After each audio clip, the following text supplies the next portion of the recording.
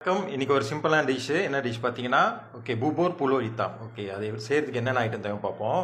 Okay இது வந்து நான் வந்து இந்த புலோடி தாம் வந்து ஊற வச்சுட்டேன். இது வந்து நீங்கள் குறைஞ்சி ஒரு 5 மணி நேரம் மேலே நல்லா ஊற வச்சிங்கன்னா, தண்ணியில் ஊற வச்சிங்கன்னா நல்லா இருக்கும் நம்ம வேக வைக்கிறதுக்கு.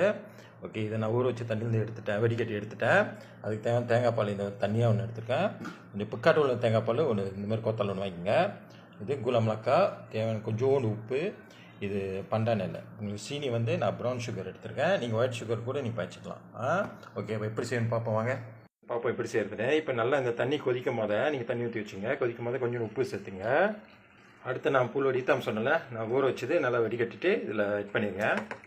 அடுத்து இந்த பண்டான ஆட் பண்ணிங்க.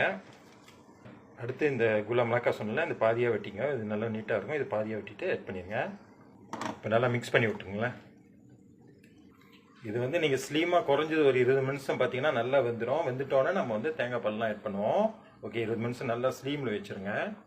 பாருங்கள் இப்போ இந்த மாதிரி நல்லா வெந்த பிறகு நம்ம இந்த சீனி கொஞ்சம் ஆட் பண்ணிக்குவோம். ஓகே நான் ப்ரௌன் சுகர் ஆட் பண்ணிக்கிறேன். நீங்கள் வேணால் ஒயிட் சுகர் கூட ஆட் பண்ணிக்கலாம். அடுத்து நம்ம தேங்காய் பால் ஆட் பண்ணிக்குவோம்.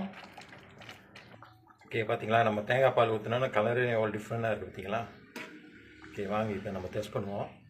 இது கிடச்சா நான் சொன்னல, இது பிக்காட்டான் உள்ள இந்த கொக்கனட்டு இது கொஞ்சம் நீங்கள் ஆட் பண்ணிங்க. இதில் ஆட் பண்ணிட்டும் பிரச்சனை இல்லை. இதை மிக்ஸ் பண்ணிட்டு நீங்கள் ட்ரை பண்ணி பாருங்களேன், நல்லாயிருக்கும்.